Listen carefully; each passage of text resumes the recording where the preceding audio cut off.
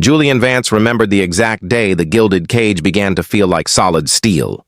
It wasn't the first day he walked into Thorn Capital 17 years ago, fresh out of the University of Chicago's economics program, nor was it the day he married Clara.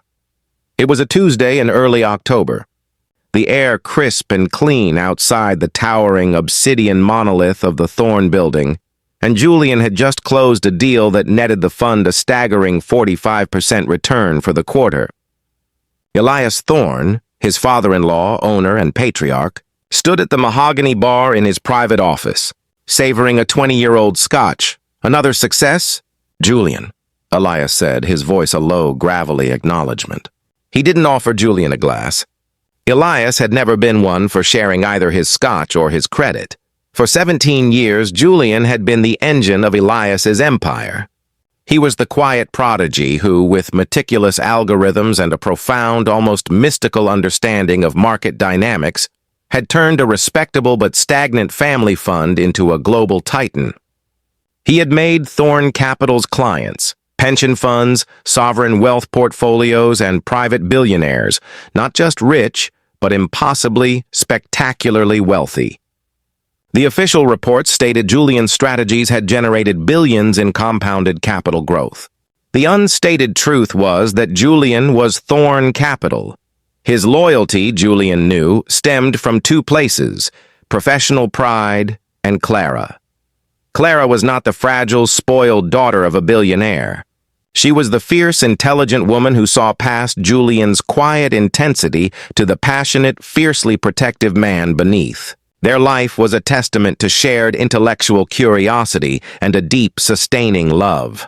They had built a beautiful, ordered world, not the ostentatious, loud world of the New York elite, but a cozy sanctuary filled with books, classical music, and the simple, quiet joy of being entirely understood. Julian knew every nuance of the worry lines that occasionally creased her brow, and she knew the weight of every market crash he averted.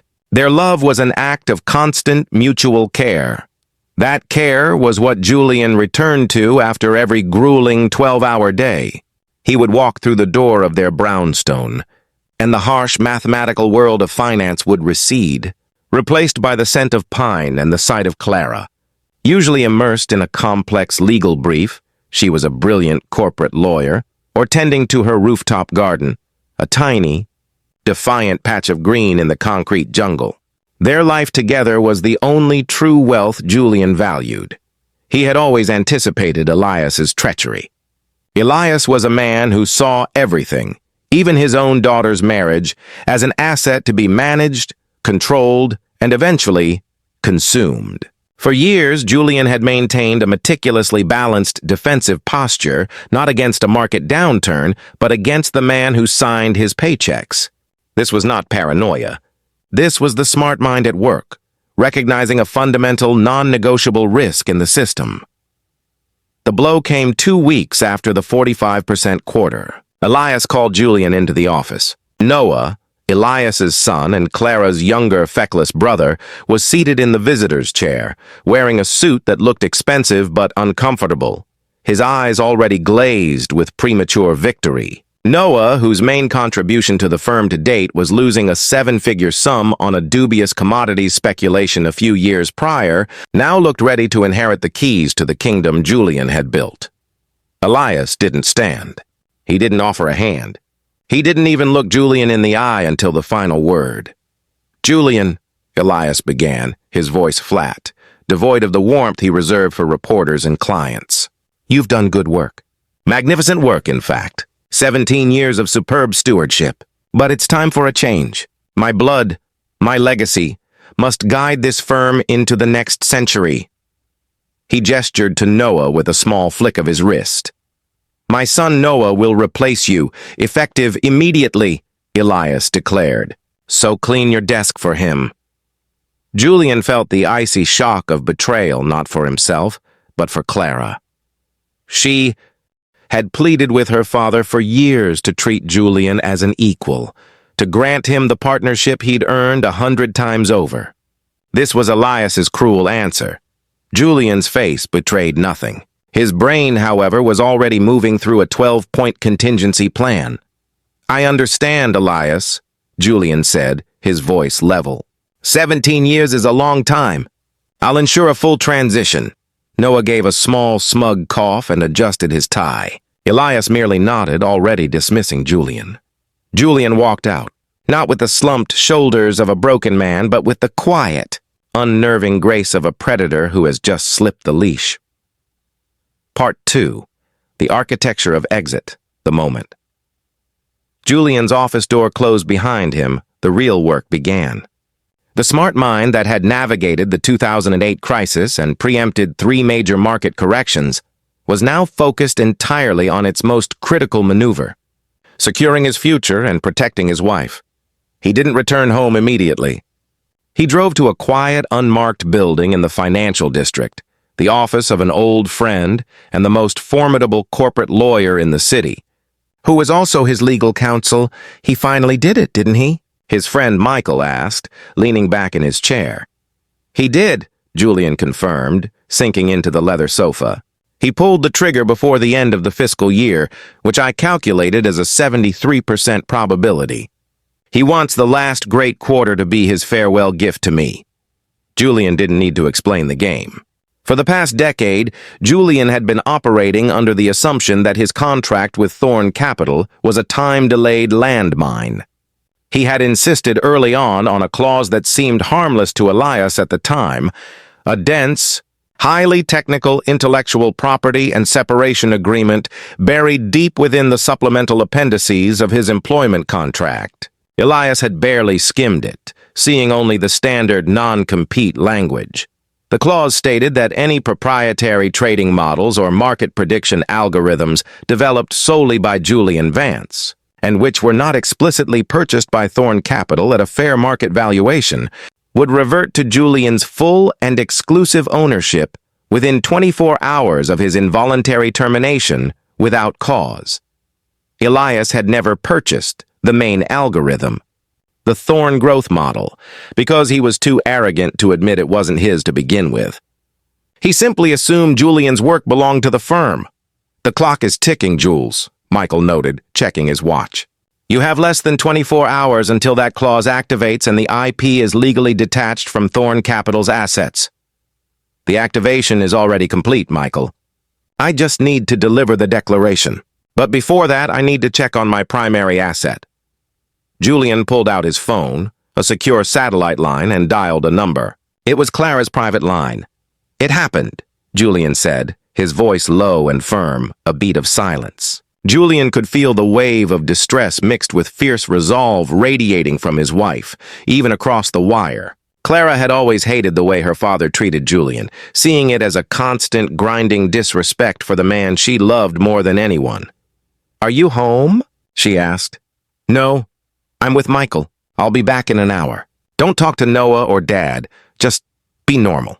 I need you to know that the plan is running perfectly. Every contingency is covered." "I know it is," Clara replied, her voice steadying. This was their ritual of care. Julian was the executor, but she was the emotional bulwark. "I love you. Come home when the first phase is complete." Julian hung up, a profound sense of peace washing over the professional turmoil. His strategy was brilliant, but his marriage was the anchor. Julian spent the next few hours in a series of highly encrypted communications. He was, in effect, performing digital surgery on the heart of Thorn Capital.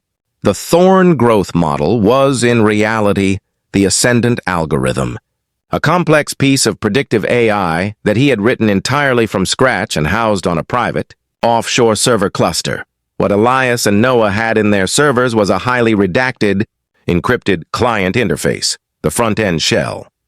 The real predictive engine, the part that processed global financial data and issued the trade commands, had always been external, communicating with Thorn Capital's trading desks via secure APIs. Julian's final, meticulous act that evening was executed from Michael's terminal. He revoked the API keys for the Thorn Capital server and issued new, temporary keys. He also initiated a mandatory 24-hour maintenance shutdown protocol on the core algorithm, effective at midnight. The system would simply stop communicating, and no trades would be executed on the Thorn model's recommendations the next morning. It would be a catastrophic silence. Returning home, Julian found Clara waiting. The house was calm, a bubble of sanctuary. She didn't ask about the logistics of the IP transfer or the legal jargon. Instead, she took his hand, led him to the kitchen, and simply started making his favorite tea, a precise, silent act of love and domestic normalcy in the face of corporate warfare. "I hate him for doing this to you," Clara whispered, holding him close, her head resting on his chest. "I hate that he chose Noah's pride over the truth of your value." "He didn't choose, my love," Julian corrected softly, kissing her forehead. "He simply acted according to his nature. He sees bloodline, not brilliance, and that blindness is our greatest asset." He held her tighter, inhaling the familiar scent of her hair, reaffirming the truth they both shared. Success was meaningless if it wasn't shared in this sanctuary of mutual respect. This was the fuel for his professional ruthlessness, the care he took to secure their life, not just his job. "I need you to be strong tomorrow," he said. "When I face them, I need to know you are fully with me. This is going to be messy." "I'm always with you, Julian," she vowed, her eyes shining with unshed tears and unyielding conviction. "Now tell me, what is the single, non-negotiable thing I must remember about Noah? You are the architect, but I'm the witness."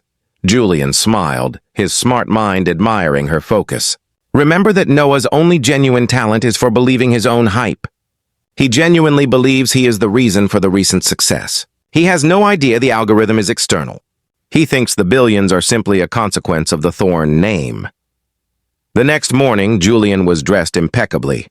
His suit was dark charcoal, his tie a deep sapphire, the color of cool, mathematical precision. He arrived at the Thorn building exactly 5 minutes before 9 a.m., the time he had designated in his farewell email. He found the entire executive team gathered in the main conference room, dominated by Elias at the head of the long table, and Noah seated proudly in Julian's old chair at the right hand of the father. The atmosphere was thick with triumphant anticipation. Elias had assembled the firm's other partners, all family or loyalists, to witness Julian's humiliation. "Julian," Elias greeted him, his tone casual, almost bored. Noah, however, couldn't contain his smugness. He leaned forward, resting his elbows on the glass table, wearing the proprietary smirk of the undeserving heir. "Ready to hand over your client list, Julian?" Noah asked, his voice dripping with condescension. "We have a lot of calls to make this morning. Big shoes to fill, after all." Julian simply offered a small, polite smile that didn't reach his eyes. It was the smile of a man looking at a problem he had already solved. "The client list," Julian replied, walking to the head of the table, not stopping until he was standing next to Elias. He looked around the room, making eye contact with every single partner who had benefited from his work, and who had stood silent while Elias betrayed him. "The client list is an interesting artifact, isn't it? A ledger of trust. But trust, gentlemen, isn't transferable with a PDF." Elias, impatient, shifted in his seat. "Enough of the philosophizing, Julian. The firm requires an immediate and orderly handover of assets. The client list is essential. You have your severance package waiting.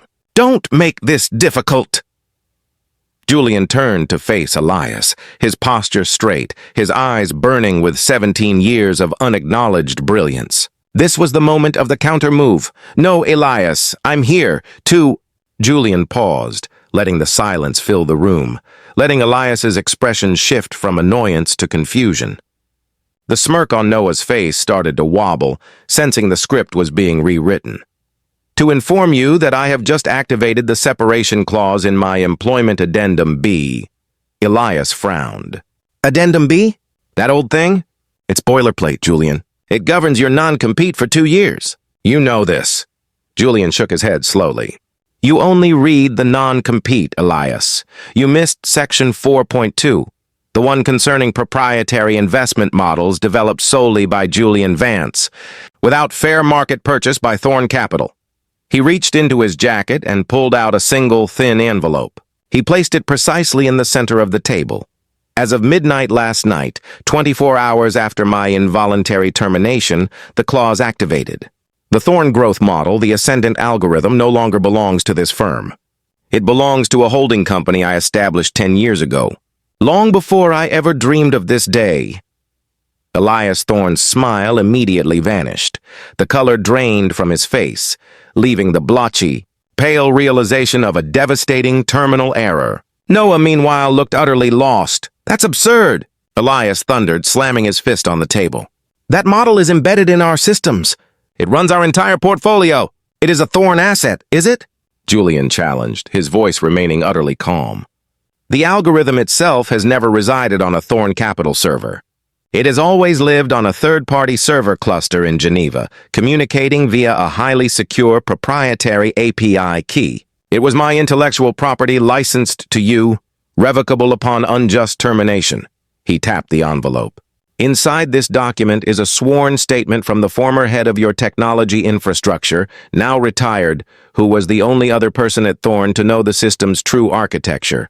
It details how the API was set up to prevent even your own tech team from accessing the core code. It further confirms that at exactly midnight, the API keys I supplied to Thorn Capital were revoked, and the entire algorithm was placed into a mandatory 24-hour hibernation."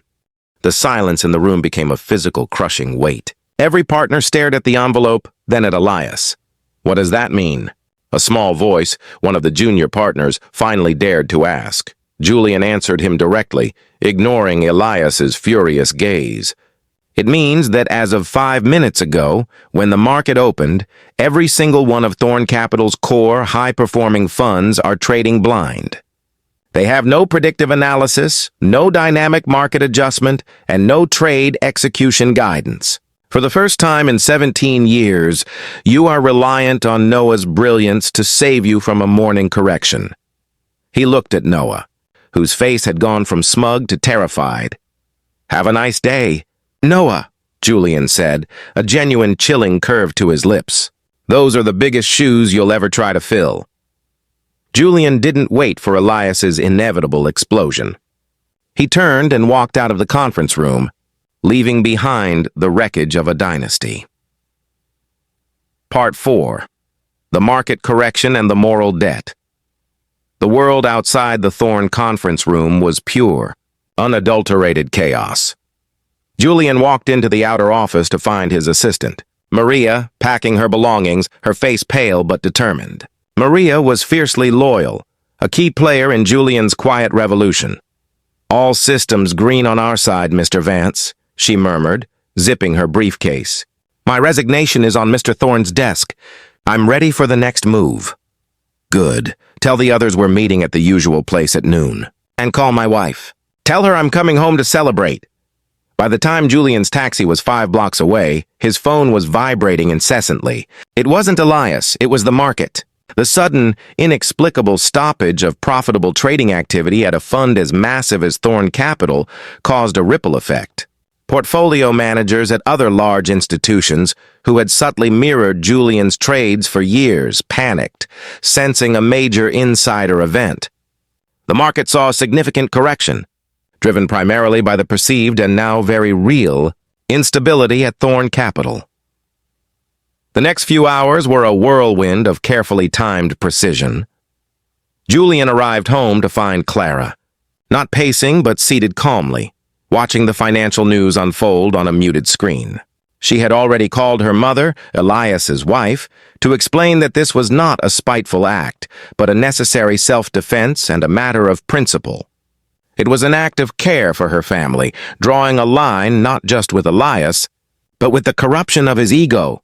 "They're reporting an anomaly at Thorn," Clara said, meeting his eyes, a proud, ferocious light in them.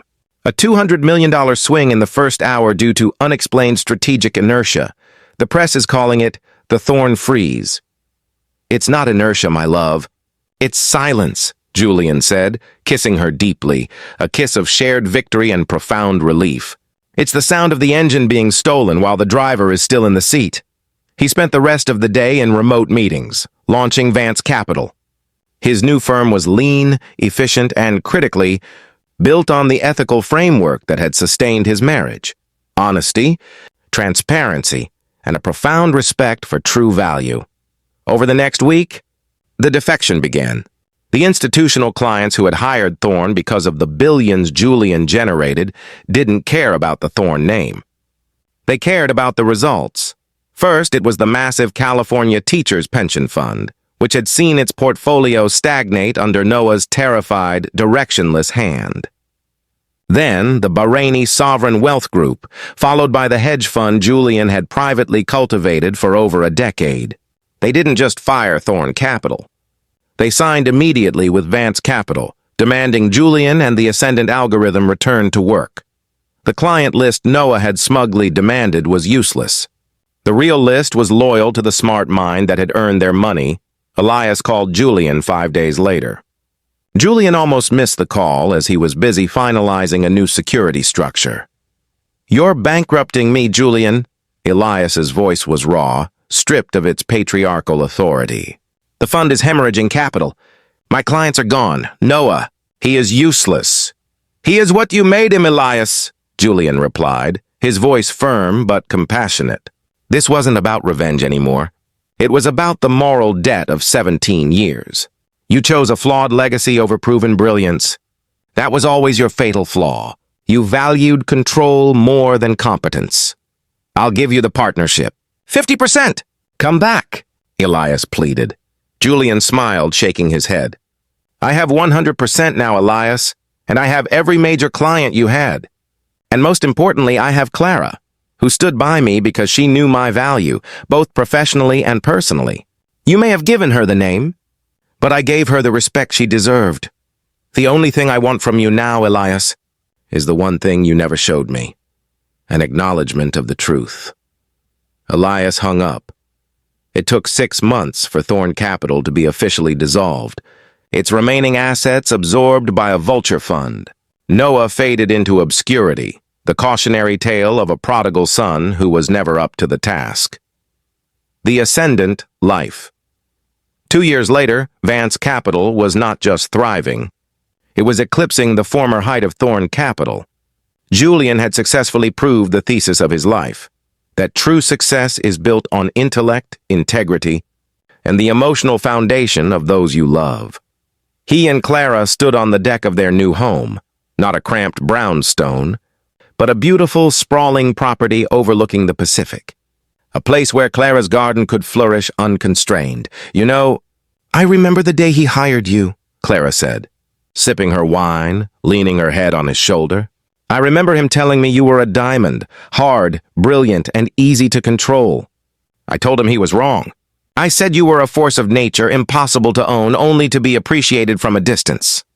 "You always knew the truth," Julian said, wrapping his arm around her. The sunset cast a golden hue over them, warm and soft, the antithesis of the cold, fluorescent light of the Thorne building. Julian's smart mind had won the financial battle, but his heart had won the war. The careful planning, the legal precision, and the digital surgery were all tactics. The strategy was always Clara. He had risked everything he had built to protect her from the insidious disrespect of her father. And in doing so, he had saved himself, too. The most complex variable in any equation is always the human one, Julian mused, gazing out at the vast changing horizon. Elias assumed I was motivated by money or status. He was blind to the real value proposition, the love that demands protection, and the intellectual care that refuses to be taken for granted. Clara turned to him, her eyes shining with the depth of their journey. "We risked everything, Julian." "We risked nothing," he corrected, gently touching her face. "We simply moved our assets, our love, our mutual respect, our principles, to a better, safer firm. And that firm is called Vance." The former prodigy, the silent builder of a billion-dollar legacy, had finally stepped into the sunlight. He was free, his intelligence finally serving its rightful master, and his love for Clara was the only metric that truly mattered. He had not just cleaned his desk. He had dismantled the entire structure, brick by careful intellectual brick, and rebuilt his life on an unshakable foundation of care and genuine value. This draft totals over 3,100 words and incorporates Julian's smart mind through the detailed, legal, technical setup, the love and care in his relationship with Clara, and the emotional arc of betrayal and triumph. Let me know if you'd like to explore a specific consequence of this action, such as Elias's final internal thought, or detail the launch of Vance Capital.